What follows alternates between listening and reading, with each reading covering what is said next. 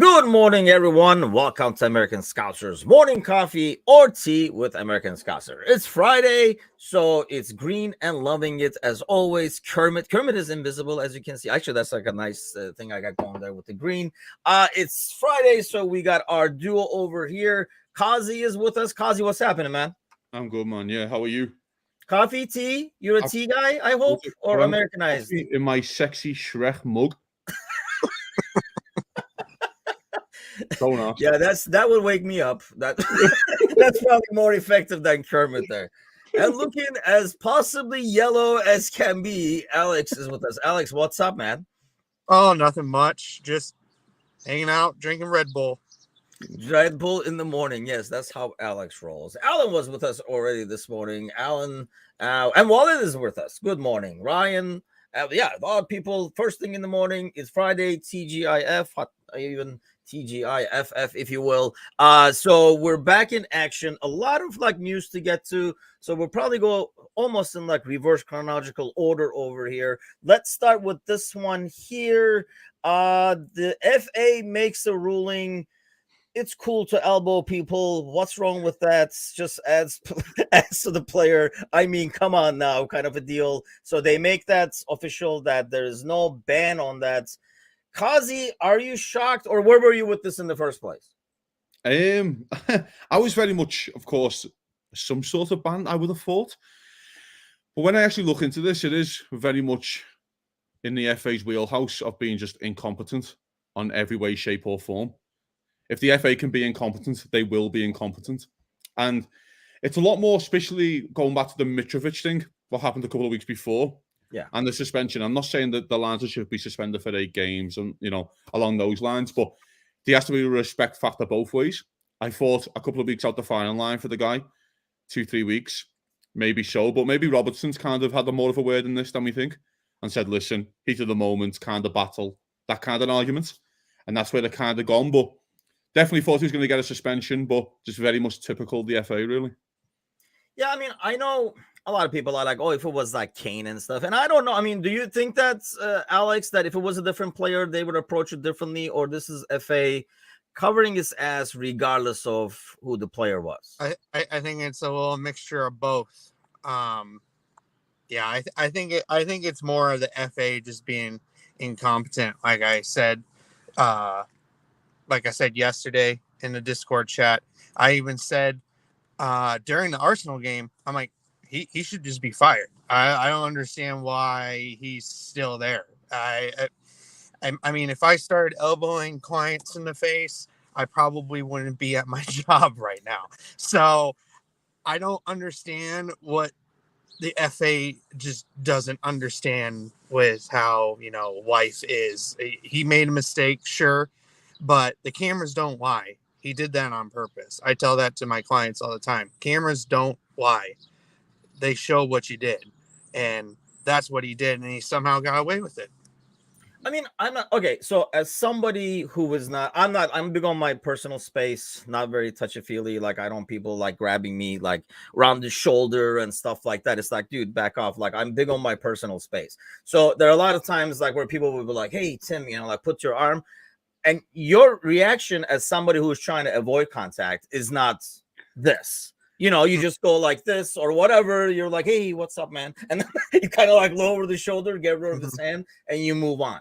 When, as you're playing and you're angry and somebody does that, you might not elbow him. And I'm not saying he tried to, elbow him in the face, but if somebody is doing that to me in the middle of the game, from another team or something like that, I am not doing that. That's more like my public, don't touch me without saying it kind of thing. I might just go like this, just to, push his arm away. And I think that's what he was doing. The key thing to me is, and this is where I'm kind of like, I'm amazed that there's no, even if it's a formality, some kind of a mini suspension, Kazi, that ref at the moment did not keep his cool. Because a cool ref would have been, we've seen so many times they just stop and be like, you just freaking touch me, let my arm go, we're walking away, it's halftime or whatever. But I feel like that's losing your cool if that's what you're doing, because that's something I would do when I'm losing my cool. If I'm in a calm demeanor, I'm just lowering my shoulder or pulling my arm forward to get rid of your contact. Agreed. Couldn't agree more. I think as well, especially there's another side of this, and I've seen that argument as well, of Robertson all game, well, for that half at least, was on that side. He was kind of having a go at the linesman. So there's something has been building up there. Mm-hmm. But there's another part of this again. If the officials weren't so, excuse my French, fucking incompetent and got some decisions right every now and then the anger wouldn't really be there. Because the one that really, when you actually watch the game back, was the Jota incident when the ball was clearly a Liverpool and they give it a foul to Arsenal. And you can see Jota just standing there looking as if to say, and Robertson standing next to him having to go at the lines. And that's about 15 minutes before the elbow incident happened. So I feel that's why Robertson went back to him. Yeah. Something's been said. Robertson should never have touched the official. We all agree with that. But for him to react like that is just so insane to me. And again, the reason why he hasn't got a suspension, I have no idea. Again, FA protecting the referees again, even though these referees are in six-figure paid jobs these days, I think, basically, and should be able to answer for themselves. Should have been suspended. And then, yeah, they were like, oh, he already apologized to Robertson and stuff. And I think like one of the commentators, I want to say maybe like Sir Z or like one Monday or Wednesday was saying, oh, because Robertson is that kind of player, he's not going to make a big stink of it. They'll make it go away because Robertson's going to be like, yeah, that's cool, man. We're all like that. And I just feel, Alex, the problem to me, and that's what I said then, is how is this dude going to ref a Liverpool game now? Because if he goes too easy, they're going to say he's, kind of like this is way of his officially apologizing by like giving every call like that. And then I feel like to offset that, so people do not say that, he could go the complete opposite and kind of rule the other way. Either way, I don't think it's going to be fair to expect him to be objective because this is going to be in his head whenever he refs a game that Robertson is involved in. Well, I don't even think it's just Liverpool games. I think every single team is going to be trying to wind him up. True. I don't think it's just going to be Liverpool. Every single game he's going to referee from now on, he's going to be the target. And the thing is, I also have to ask the question, why does this shit always happen when Paul Tierney's refereeing? It seems like people just lose their mind when it's Paul Tierney just like refereeing. Like we have to ask him that question. Why is it always you that, people are headbutting other players? You got people throwing elbows, people going into like double foot up to the knee slide tackles on. It's like, why does this shit always happen with you, Paul? Okay. That's what I have to ask. But going back to your question, I don't think he's safe in any regards. So, I mean, there's going to be players that know that they can get under this guy's skin and, that'll be a headline. Maybe they'll stir something up on TV. He's kind of a hothead now as a referee. So he's going to be the target for most teams and managers. So, yeah, I mean, that's what it says to me, that he could not keep his calm in a situation like that.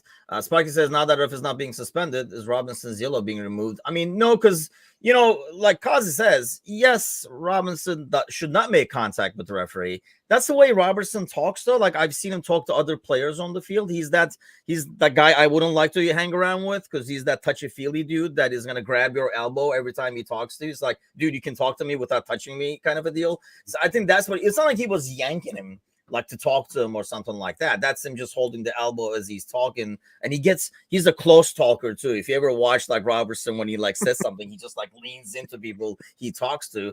So I understand why the yellow is not there. And then I saw like a few comments online saying like, oh, he must have said something. Then he should get a red. Like if he said something, then he should get a red. We don't do this.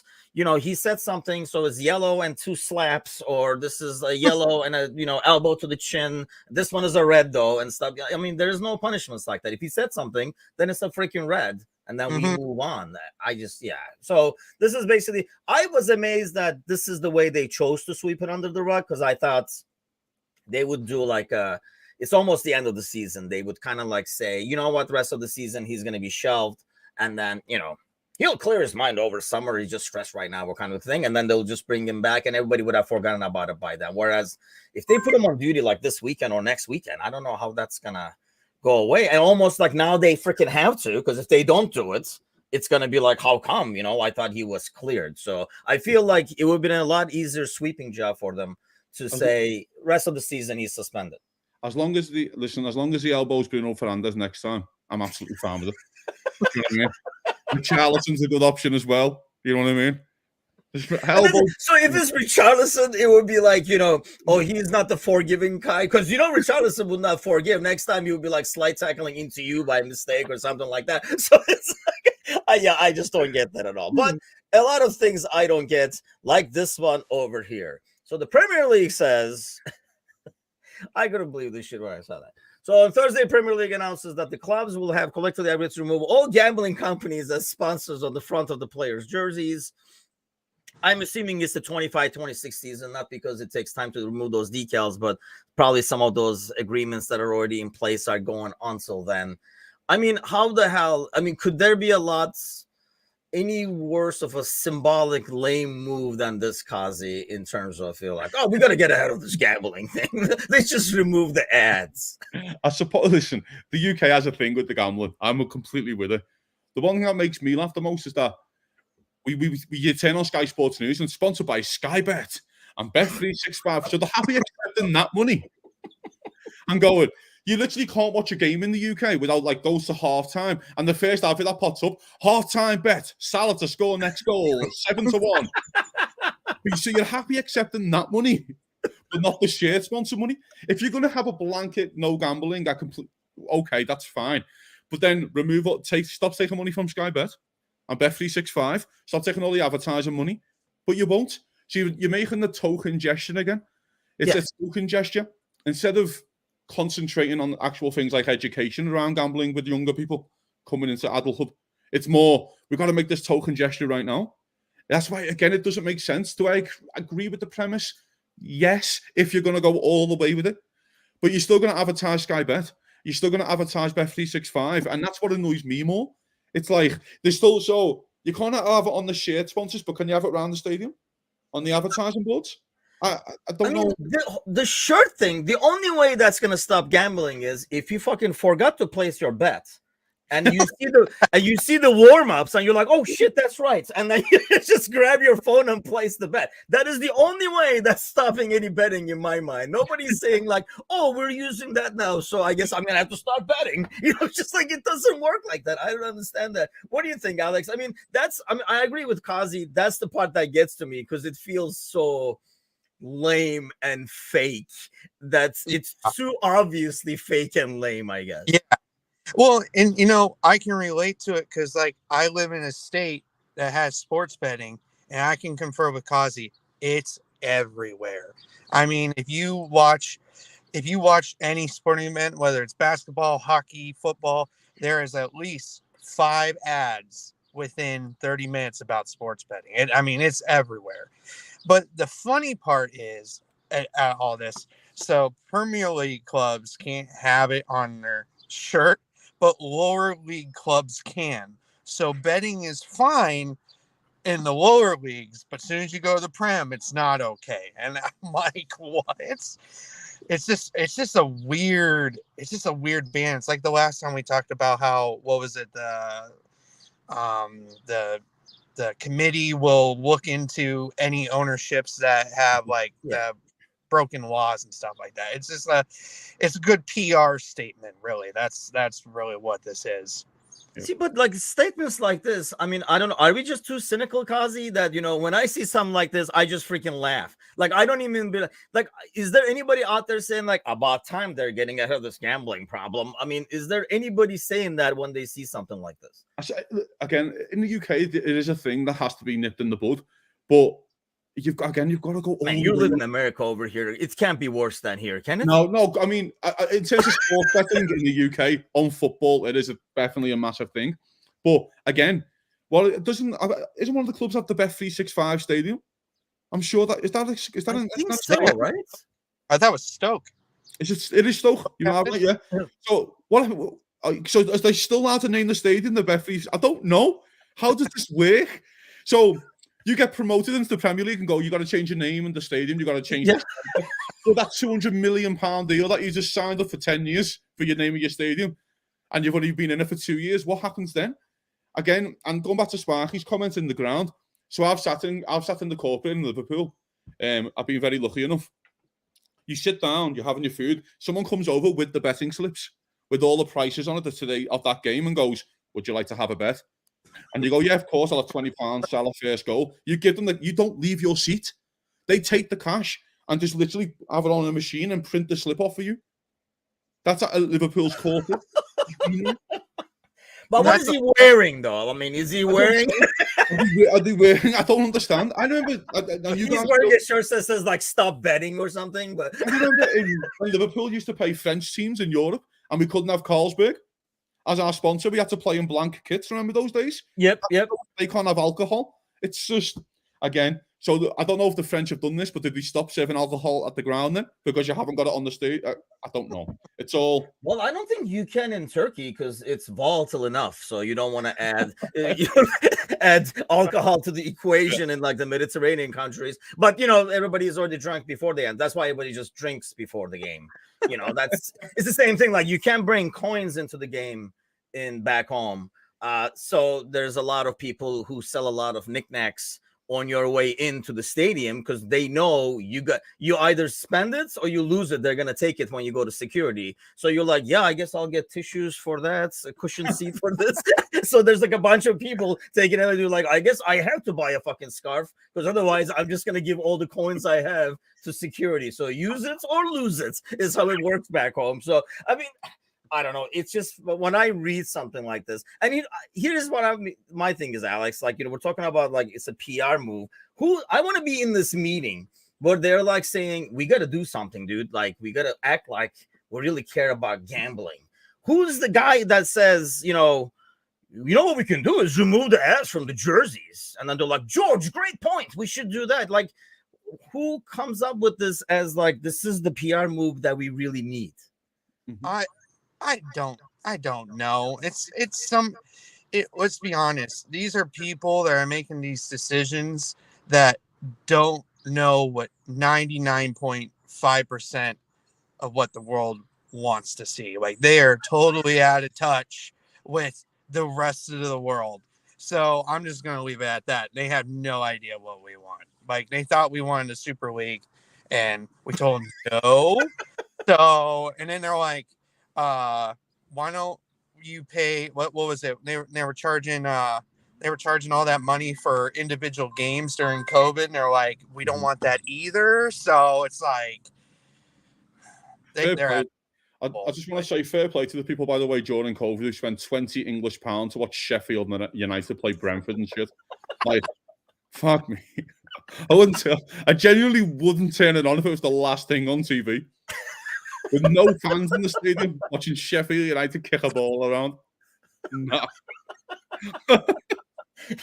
Yeah, I would reinvest that. I don't know. I feel like I understand they're like, hey, this is the most visible thing. Let's get it out of the equation or something like that. I just don't know. I mean, I guess I can see what you're saying, Kazi. Is it because it's worse than... Like you're saying compared to here, right? I mean, you live in the States, but you're from there, so you know a lot about both sides. Is it because over here you're like, I'll bet this on hockey, I'll bet this on basketball, and then whereas back home, that's why like when I try to explain to people why are soccer fans so crazy, I always say, because I'm in Chicago, I'm like, dude, take your freaking enthusiasm for Bulls, Hawks, Cubs, White Sox, combine them all into one thing. That's how much people care about their soccer club back in Europe. So that's why it's so much more intense, because you don't let's face it, the other teams, the other like sports are not. Is that why? Like, because everybody is just betting as much as possible, because they're not going to go bet on basketball. No, there's a slogan in the UK for one of the gambling sites, which is, it matters more when there's money on it. Which is true, to be fair. And that is a genuine, I think it's William Hill. I think it's a genuine slogan. It matters more when there's money on it. It's basically saying, yeah, you enjoy this sport, but it means so much more for Sheffield United to get a corner because you bet on having a corner next. Do you know what I mean? So it's very difficult, man. I feel like it is a start, but you have to go all the way. You have to. And also, are you going to comp the teams who get promoted for the rest of their sponsorships? Oh, by the way, you can't have that now, but I've signed a 3-year deal and I've got 2 years left on this deal. Yeah. Are you going to pay us? Because we're not coming out of this deal. Are you going to ban us from the league for this? What's the punishment for not having it on? For having it on? There's no precedent right now. So again, we'll see where it goes in 4 or 5 years when this kicks in. But again, it feels like a token gesture. But that's the thing. They are not going to. I mean, and that's why it feels like that, I think, because we know that they're not going to get rid of it because there's too much money. The Premier League contracts or whatever is worth that much because some people are watching it because it means more, because, you know, it matters more because they freaking have money riding on it. Otherwise, they wouldn't watch. It's like that, you know, if you have money on that Sheffield United game, even you would watch it, Kazi. Yeah, even I try and watch Ryan Brewster try and score, yeah. Even I would do the same, yeah. Jesus. Oh man. Saidu is, I think, like referring to the other one, that a player doesn't have a right to be judged or express his concerns on the pitch. And I think, you know, I don't know. I'm sadly notorious for doing it on the pitch as well. When I played back in the day, you just got, you know, and there are times where you kind of cross that line yourself, and you better catch yourself to go behind the line back again when you're complaining or whatever. But, you know, I think it's just like you expect the ref. You as a player can say adrenaline and stuff like that, but the ref can't afford to say the same because they're supposed to be the one keeping things calm. It'd be like the security guy beating the shit out of people and be like, I just got caught in the moment. It doesn't work like that. You're there to control and like keep the peace as opposed to something like that. So Trevor says, imagine getting docked points because you forgot to take down the bet first half yellow cards by the hot dog stands. And that's the thing. I mean, some of these bets, I mean, they're just making it so that it's not even like before. It was like you bet on the game, the score, right? I mean, you can bet on freaking any, like, is he gonna have his shirt tucked? Is he not gonna have his shirt tucked? I mean, it's the same shit over here. Like some of the prop bets you see, you're like, dude, how much of an addict do you have to be like to freaking like dive deep into this bets and like just go watch the game for that for like 90 minutes? It's just freaking crazy. I've got friends, Tim, right, who bet on the matches in England. We just bet on corners and how many corners a team's gonna get. So he's celebrating corners, not even a goal. Someone gets a corner. He just loves playing. I think they just love watching Southampton and Theo Walcott run down the wing and get a corner because he can't cross a ball. And just think, fantastic. Like watching Alex Iwobi just win corners for everything. Like, come on, Alex. You won 4 corners this week. You know what, though? It would matter more. Like, corner would matter more. So, Alan says, are there any videos of Timuchin playing footy? Thank God, no. For the young kids out there who want to play soccer as a sport, that's probably a good thing that there's no footage of me out there. I'm sure there's some footage, but don't go to YouTube looking for it. It's in a vault somewhere where it belongs. So, okay, let's go to this. Today's comments kind of like save the best for last over here with the comments from Klopp on the whole thing we talked about with like Bellingham and stuff. Oh, wrong one right here. There we go. Let's do this. Okay. So Bellingham says, it has always been like this. It's never changed. My answer now is not about Jude Bellingham. I never understand why we talk about things we can never have. So that's, I think, an important phrase. But then he says like 6 players in the summer for 100 million each. You had to work with what you have. You wouldn't say as a 5-year-old Christmas you want a Ferrari. So, Kazi, are we getting a Ferrari or what?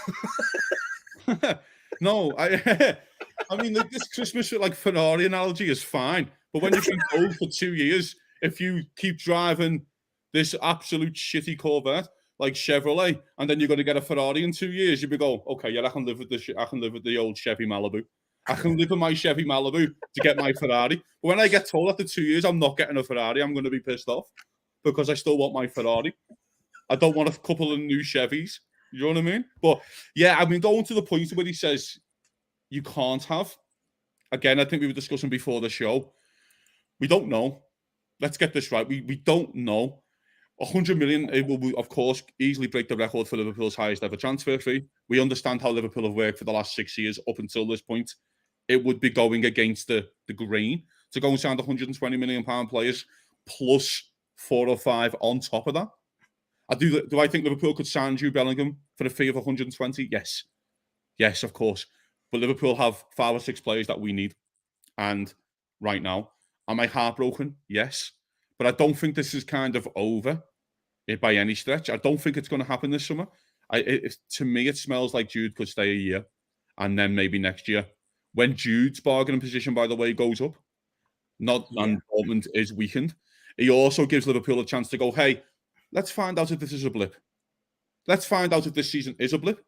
Because let's get it right, if Liverpool finish 7th next year, he might go, that's 2 years outside the Champions League now. And he might be going himself, well, I still want to sign for you, but let me just hold back a second. You guys go back in the Champions League. And then we'll just see if it is a blip. Because if it's not a blip and it's a complete, massive, humongous rebuild, then I'll pass. Yeah, that whole Christmas thing makes it sound like for 2 years, you're telling me Santa is going to bring me a Ferrari. And then when the time comes, you're like, actually, there's no Santa. Like, it's like, wait, what? Like, yeah. That's why the whole Christmas analogy, that's all I could think of when I saw that. I was like, well, I don't know about that, but Santa's sitting on the couch, isn't he, with like a glass of whiskey like your dad with a cigar? Yep, no Santa boy. No cash this year. It was me all along. It's like Scooby-Doo. Like, takes off his mask. Yeah. Just watching Pachetis run around, takes off his mask, and it's actually Jude Bellingham all along. Get that kid back in. What a player. Yeah, so where are you at with this, Alex? I mean, I agree. We don't know anything. This has been a great thing for everybody to just harp on FSG, even though there's really actually no new news, really. Like, I mean, I could be Paul Joyce right now and just come up with a different headline and just throw it out there, and then, like I was talking about something on Wednesday where somebody cites that source and then the original source goes back and cites the second source.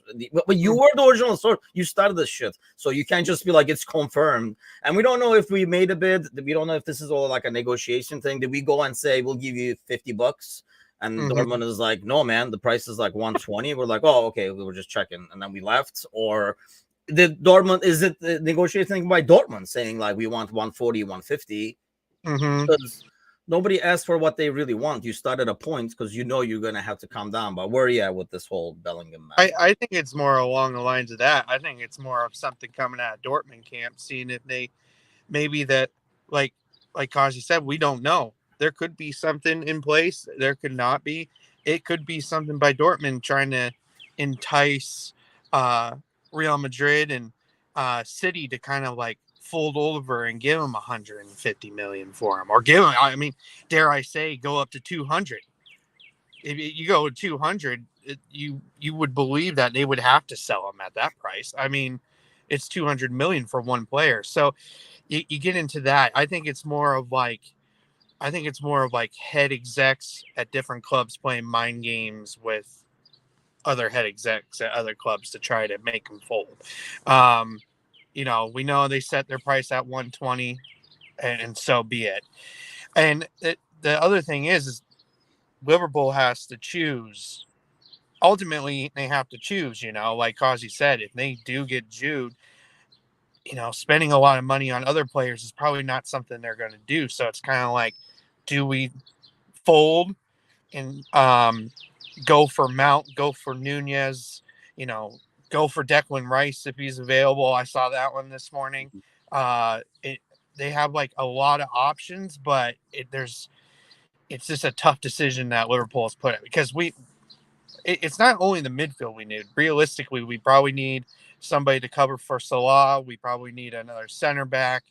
Probably even looking in right back this summer too. So there's a lot of players that we have to look at as well. Yeah. I think going on from what Alex said there, Tim, if you don't mind, right? And one of the comments there about increasing numbers versus one player. And I completely get that. But the argument is, though, you're signing a player for a lot of money to play in your midfield for 15 years. That is what you're signing, committing to. If I'm offering you a player who's going to be that's probably in the top 5 best centre midfielders in the world for 15 years, 120 million doesn't seem like a lot of money. But and also he's an investment. So if he does get to 26 and he's still at top level, you can sell him and get more than your money, get more than what you pay for him in 6 years' time. That's the question for Liverpool. I think the frustration, and I'm sure in other podcasts we'll get onto my views on FSG, the frustration is Liverpool's bargaining position has never been weaker, and Dortmund has never been stronger. Because Dortmund know Keita, Oxlade-Chamberlain out of contract, Henderson's legs fell off, Fabinho, Thiago. Liverpool, they know how much we need a Jude Bellingham right now. Where 2 years ago or 18 months ago, you could sit there and go, well, we don't really need him. And our bargain position is kind of strengthened. Dortmund aren't stupid.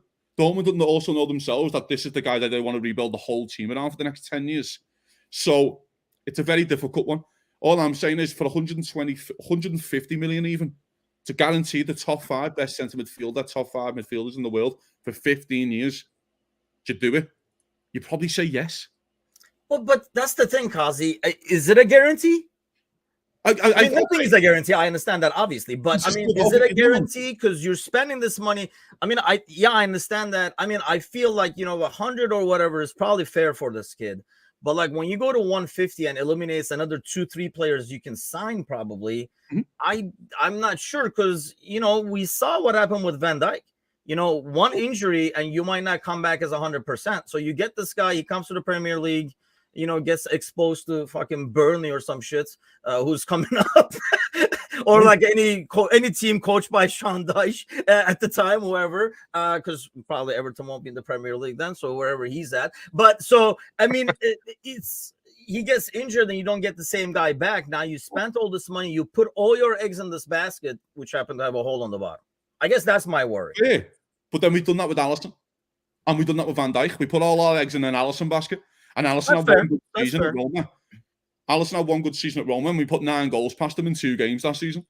This Liverpool team. So it's like, it's the same thing. But you have to. Usually, when Liverpool go big, it works out. Keita is the anomaly. Usually, when Liverpool goes big, it works out. It's the smaller deals that don't really work out. Mm-hmm. And the Rice argument, I understand that as well. By the way, again with Bellingham, I feel like he's so adaptable to 2 or 3 different positions, where I feel like Rice can only play one. And do I feel like Bellingham's season's higher than Rice? Probably. I do.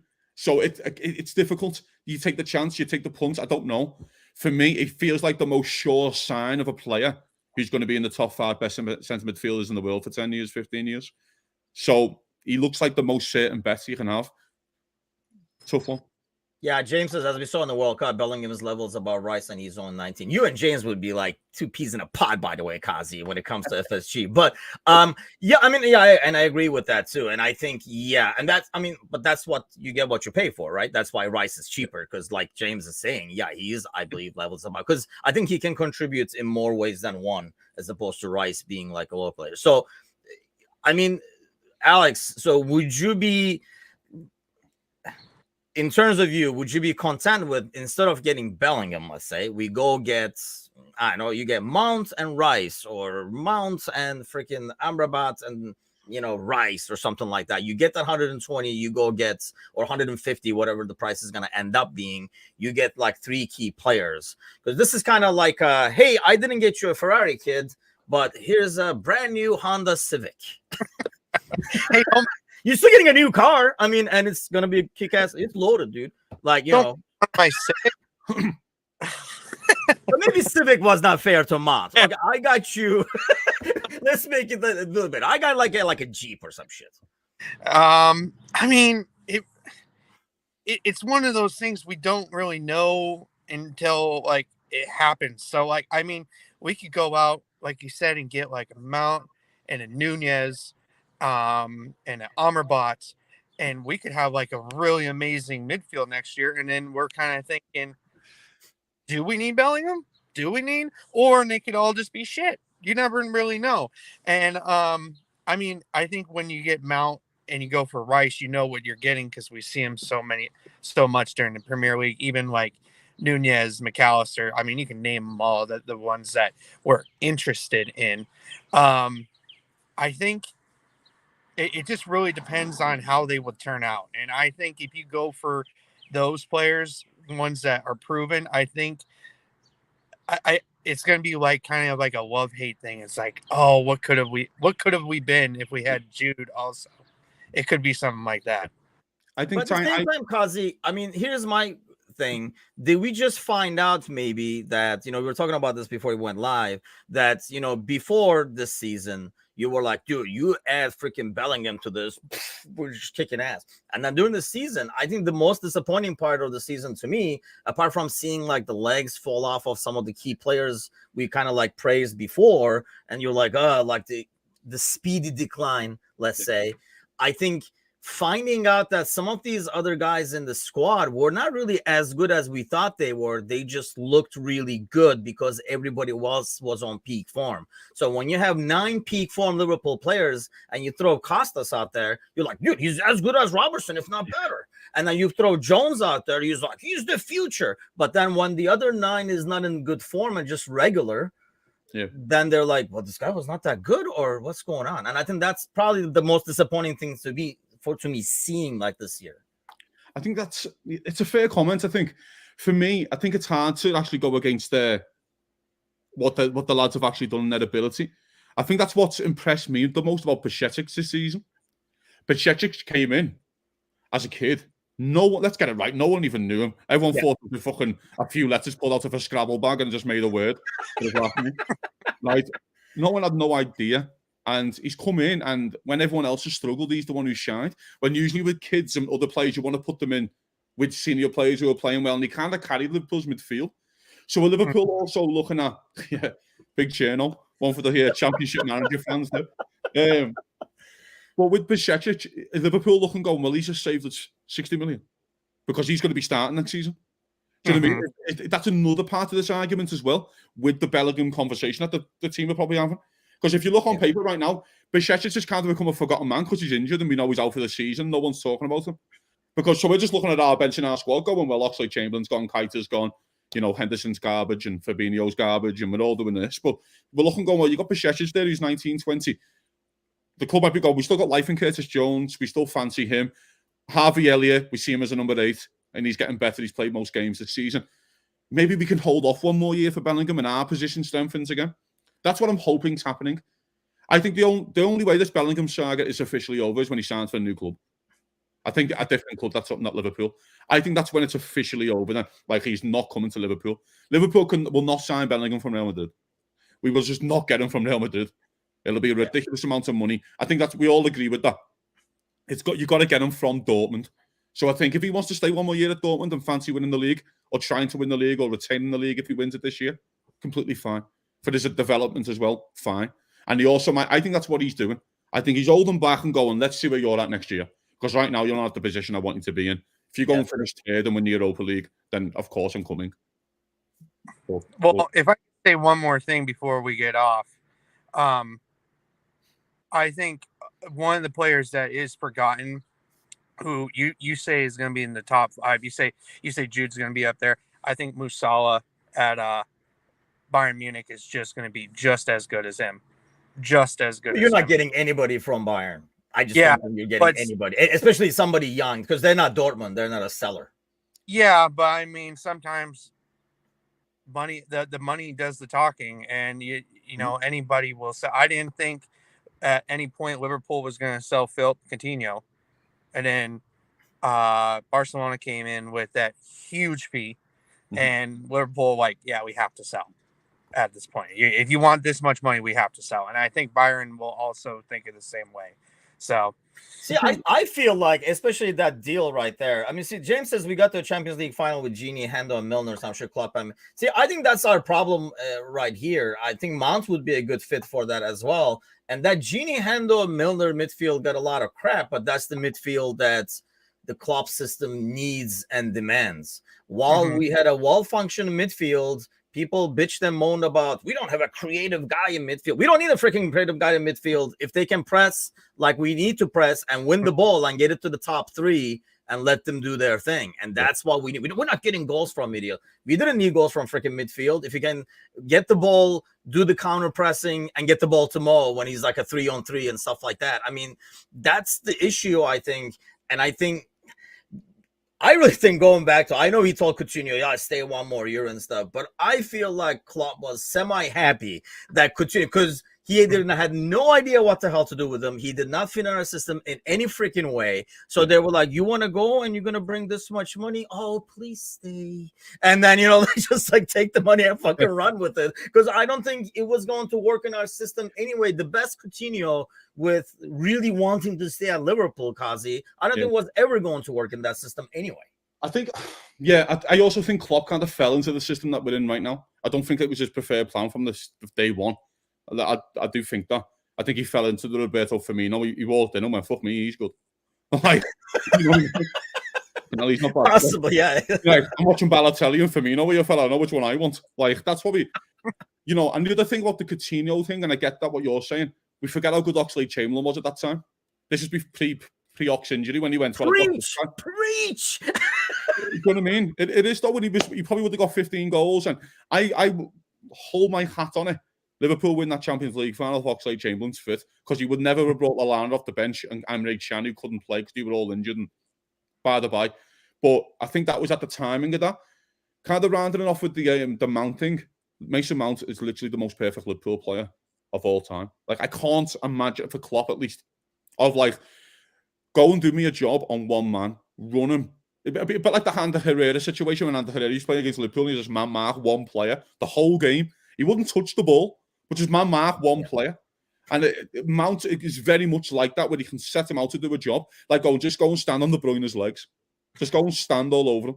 Like, just go and be on him, be a nuisance, make him annoy you, make him get booked, that kind of stuff. And so I think I'm pleasantly still positive about the Bellingham situation, kind of rounding it off, if he stays at Dortmund. The day he moves to a different football club, that's when it's probably over. Yeah, I think so. That's when you move on to the next one. I think, Tim, going back to your thing over Bayern Munich, what do you think of the old Gravenberch situation? Do you think we can get him out of there? See, that's a different deal, though. Like, it's almost like he's out of favor there, and that's what Bayern does. I mean, Trevor says if you're willing to blow Dortmund's doors out, we're not even getting into Bayern's neighborhood, and I think that's the problem. Bayern is not, it's like Real, it's like Barcelona. There's like a lot of talk about like some of the players, they have to move them. Barcelona will keep who they want to keep. They will never sell because they need money. Same thing with Real. The only time you're getting a guy out of them is because that club feels the wheels are run off, and they're cutting their losses. They are doing what we never do and get something for him before he plays out his contract and just walks away. So they're like, yeah, you guys don't know, but yeah, we'll take 30. That's a good deal. And then, they take that 30 and then they get like another young player. So, or they go to Dortmund. They're like, hey, that guy is good. Let's take that guy from you. And then we'll win the title again. So I think that's why we're not getting like a young talent out of Bayern, but you're getting somebody like that, Kazi, because I feel like they've moved on. Once Bayern moves on, yeah, you can get it from them. But if Bayern is big on their guys, like you were never getting Kimmich out of him. No. You were never getting certain players out of them. So, but there are guys where they cut their losses. Like if they feel like it's not 100% fit, they sell to get that money. I wish we did a lot more of really, and not let, we did with Keita, for example. Bayern would never do what we do with Keita. They would have gotten 15, 20, whatever they could. And they'd be like, you know what? We got something for him, and then reinvest that. Well, they literally done it with Thiago. They went, we'll just take 20 million. Everyone knew Thiago was a 50, 60 million pound player. He was the best player in the Champions League that year. Man of the match in the final. He had a year left, and they went, you're not fucking staying here one more year. Like, we'll take 20 million. It doesn't matter how much, we're just taking something. Yeah. Case in point, Liverpool should have done. So real quick, before we leave here, Monday against Leeds away, which Liverpool do we see? Alex, let's start with you real quick. Which Liverpool do we see? The Arsenal second half one? Can we bring Xhaka around with us? Like give him a chair on the team's bus so he can piss people off before they go out there, so we play accordingly. So since Xhaka is not going to be there, which Liverpool do you expect to see? I'm not even played the lineup game today, too early for that. We'll see who practices and stuff like that. But I'm predicting another Chelsea versus Liverpool game is what we're going to watch. Like I put it, two bald men fighting over a comb. That's how bad I think this game is going to be. That hurts me and Kazi to the core there, but keep going. Okay. You guys wearing cuffs. Yeah. Cheers, Alex. Thanks, pal. Okay, so John well Joe then you lost your turn, damn it. Okay. two John Joe Shelby sitting here. If you're gonna make ball jokes, we're moving on. Okay, Kazi, which Liverpool do you expect to see? Shelton says Leeds are a complete shambles or draw. So yeah, and the Sparkies has 2-2 as well. Well, I've just seen Crystal Palace go there and play like the greatest 45 minutes of football I think I've ever seen from any football team in the history of human mankind. It was like watching Space Jam, but football. The Monsters came down. Eze was all over the place. It was just unbelievable. So if they want to play that open against Liverpool will beat Leeds. The one thing you'll say is Ellen Road on a Monday night under the lights. It's going to be a tough game, I think. But if they want to be that open, Liverpool will just give them the medicine what they want. Liverpool, if you want to play like that, Liverpool will definitely grant you your wish and beat you 5-0. But again, it all depends on his injuries. I know Klopp said today that Kanate hasn't he just started training again. Yeah, he practiced. That's why I figured let's see what happens over the weekend because he was supposed to practice. He did practice today, I think. So we'll see if he shows up because that's an important one right now too. It's probably our key player right now. Genuinely our key player because he's keeping us in games. You know what I mean? He's keeping us as solid as we can. So he has to play. If he plays, like it says in the rain, which it's in UK, so it kind of goes without saying. I think, right? It's April. I know. It's always in the rain over there. But well, fellas, thanks a lot, and thanks to all those joining, commenting, all that good stuff. Give us a share, please, please, please. Take the time to go to our fundraiser and the silent auction. Do what you can. If you cannot financially contribute, at least do us a favor. Give us a share. Get the word out. We're a quarter of the way in terms of what our goal is, but we only have 2 weeks left. So we really need a big push to kind of get this thing across. So have a great Friday. Have a great weekend. The good news is you will not have any red disappointments this weekend, if anything. So enjoy the weekend, watch the games, and then buckle up for Monday. Take care.